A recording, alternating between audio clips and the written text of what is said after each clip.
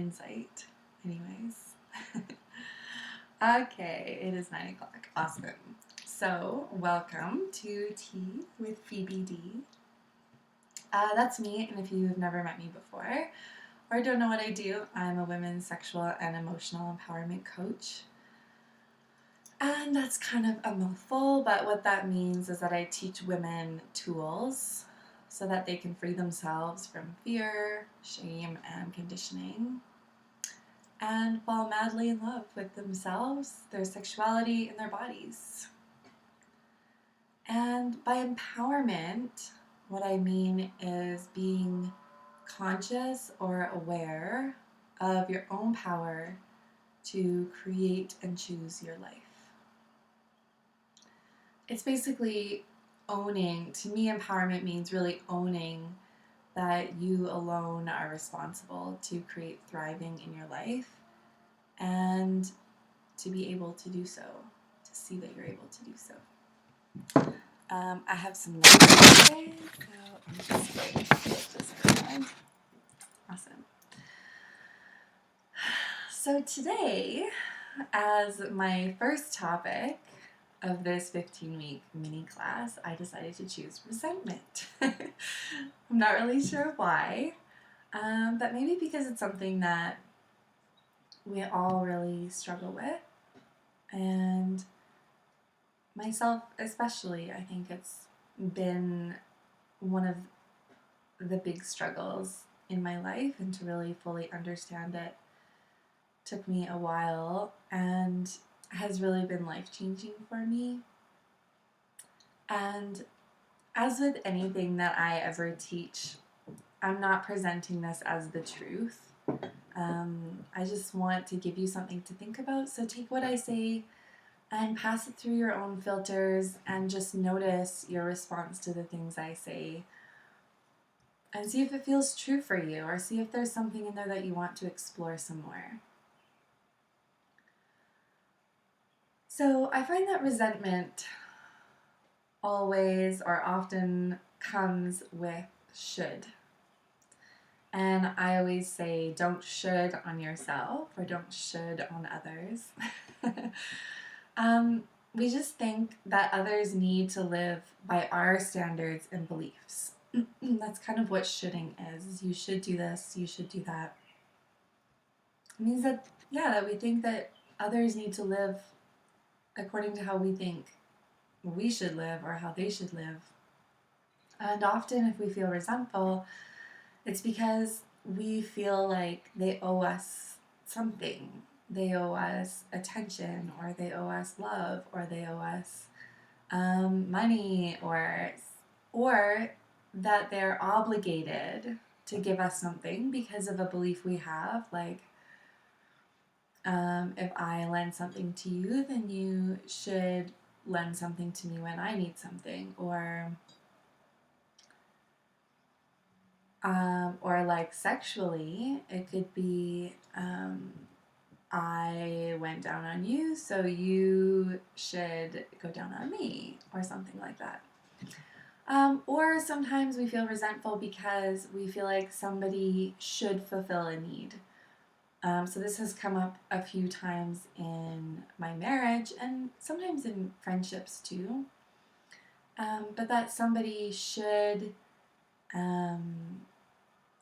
fulfill our sexual needs, or someone should fulfill our need to be loved. They should make us feel desired. They should make us feel happy, and it's their job to do that. And part of this is because we assume that they are living the same relationship we are. And what I mean by that is, like, I come to a relationship with my thoughts and expectations for a relationship, and what that relationship means, and what that relationship should do for me, and what I should do for the other person. And they come with their preconceived ideas of what that relationship is or should be. And we don't often talk about it. We just assume that the other person feels the same way that we do, and that they think the same thing, and they have the same beliefs about what a relationship should and shouldn't do for somebody. And so it creates resentment. And I have found 100% of the time, I'm not saying that this is a for sure thing. So if you've had an experience that is not this, then I really welcome you to tell me. But I've been watching my resentment for a couple of years now, and I have always found it to be one of 2/3 things. So the first one is because I crossed my own boundaries. Like I said yes to something I don't want to do. For example, somebody texts me and says, hey, can you make, I don't know, can you make, I'll give you a silly example, like, can you make salad for supper tomorrow night? And I don't want to make supper or a salad for supper tomorrow night, but I say yes anyways because I don't want to cause a scene or I am people pleasing. And so I'm crossing my own boundaries due to an internal pressure or internal push, and then I'm resentful of it. Or the second one is that somebody else crossed one of my boundaries and I didn't say anything about it at the time, or probably since. So if somebody crosses a boundary of mine and I say something right away, like say in a dating relationship, if I'm on a first date and somebody just tries to cop a feel, and that's, not something that I want, and I say right away, like, hey, dude, what are you doing? I'm not okay with that. Or, oh, we didn't communicate about this. I actually am not comfortable with that on a first date, or whatever the case is. If I communicated about it right away, I won't be resentful because I communicated my boundaries. But if, like, he's still crossing my boundaries, but if I don't say anything, if I don't communicate, then then I'm resentful of it later, or even in the moment. So it's always something that I'm not communicating. Always. It's either me or somebody else crossed my boundaries and I'm not communicating about it. Every single time. It kind of blows my mind how it's every single time. But it is. And I'm not saying, like, since I figured this out, I never feel resentful anymore. I do. I definitely feel resentful. I don't feel resentful as often. And when I do, I usually notice it and it's a sign right away that I need to say something to somebody and really speak my truth or explain how I feel about something. So yeah, I'll give you a sort of recent example. A little while ago, I felt resentful because I felt like I was always making food and my husband wasn't. Which, often when we get a story in our head, that's all we see. So it wasn't actually true. But I felt like it was true. And I didn't say anything. I just resentfully made food. And that went on for like a little while, actually. And I knew that I was resentful, and I knew that I was choosing not to say anything and be angry. And eventually I did. I sat him down and talked to him about it, and it was fine. We came up with a plan, and he cooked some more food, and I was happy. So that's kind of a everyday example of what resentment looks like, and how, he didn't know that I wanted him to make more food. I'd never told him. And so it was up to me to communicate that. Tony Robbins talks about how we have problems. And a lot of times we like to have our problem. And he says we like to carry it around and we like to show it to people and say, look, here's my problem. And, oh, it's just like your problem. And so that's really great. And, oh, my problem's so heavy. And, oh, my problem's so big. But we often forget that our problems are questions that have answers. And if we rephrase our problem as a question, then we can find an answer.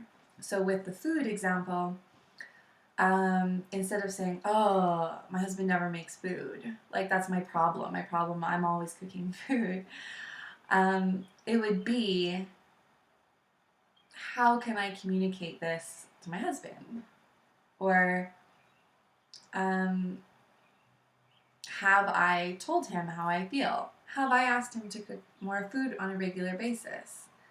And those questions can all have answers. I can find an answer to each of those questions.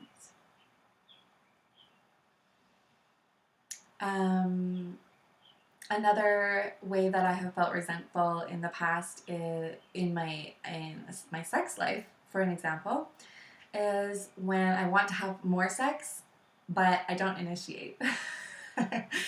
Like, people can't read our minds. Nobody can read our minds. And so we need to communicate. So anytime I feel resentful, it's because I'm not communicating. Yeah, something that I need to communicate. So, as a summary, we're often waiting for someone else to give us something, X, so that we can get or feel Y. And we usually feel resentful because we're not communicating what we need or what we want or what we're hoping to feel. So, what if you stopped waiting for someone to read your mind or to know how you feel and really took responsibility for it by communicating how you're feeling? Yeah. So that's my blurb on resentment for today. That's the mini class. And if you have any questions about anything sexual or emotional related, you can type those in the chat, and I can answer them. Maybe if I can answer them, I will answer them for you. So I'm just gonna give that a few minutes because it's a few minutes behind, I think.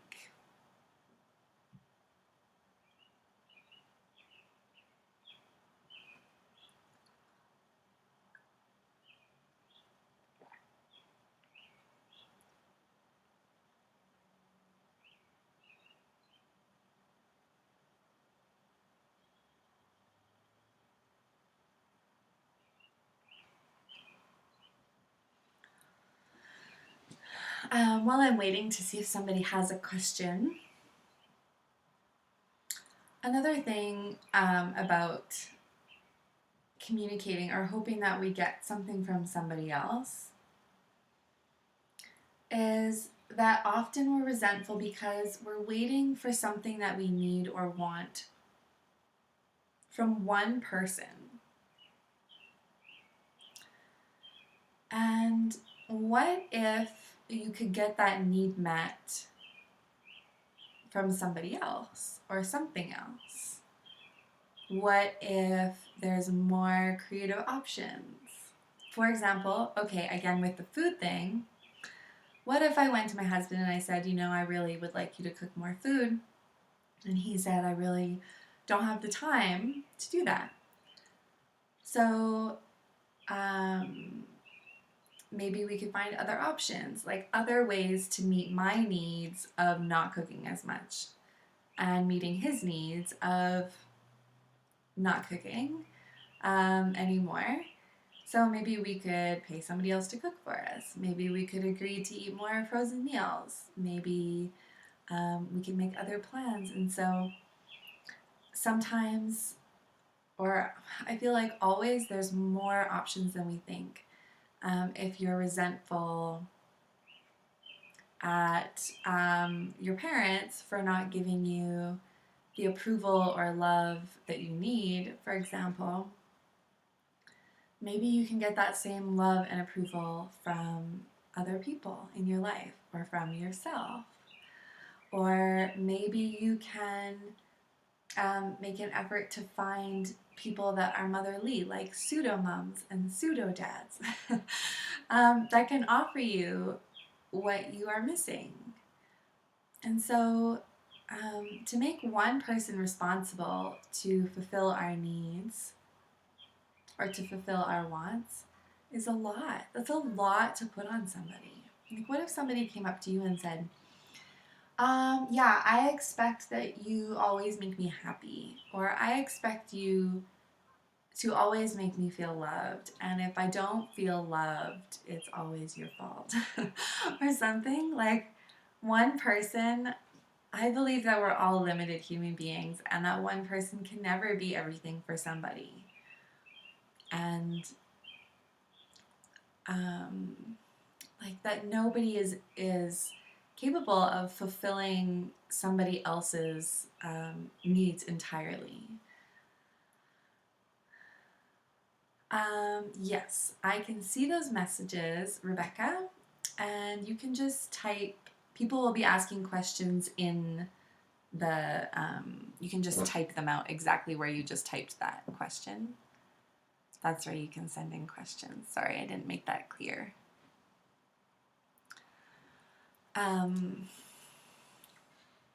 Yeah.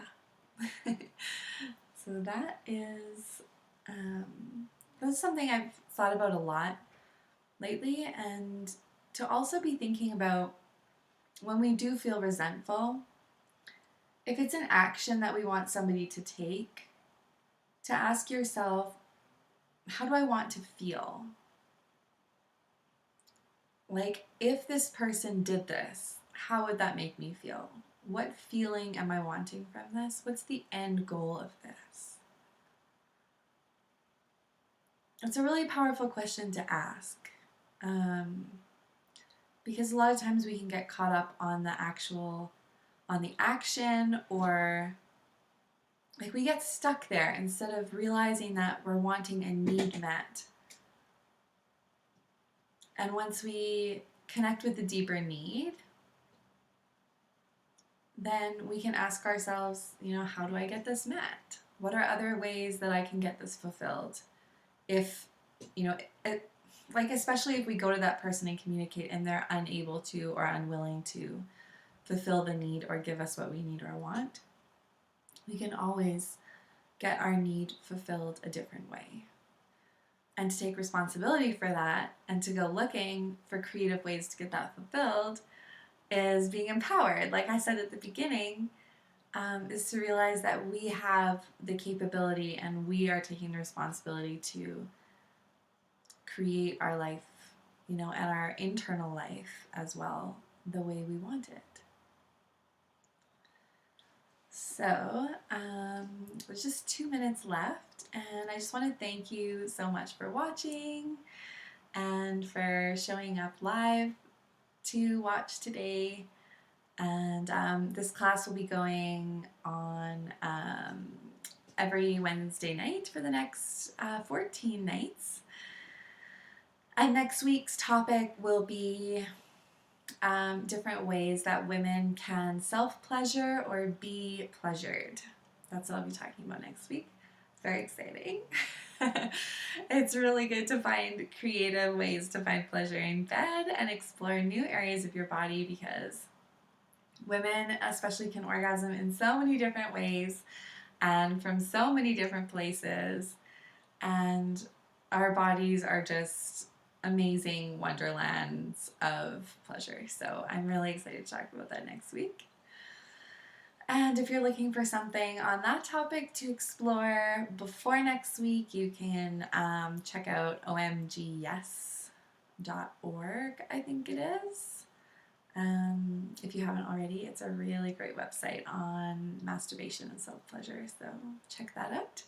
And I will see you guys all next Wednesday. Thanks for joining. Bye.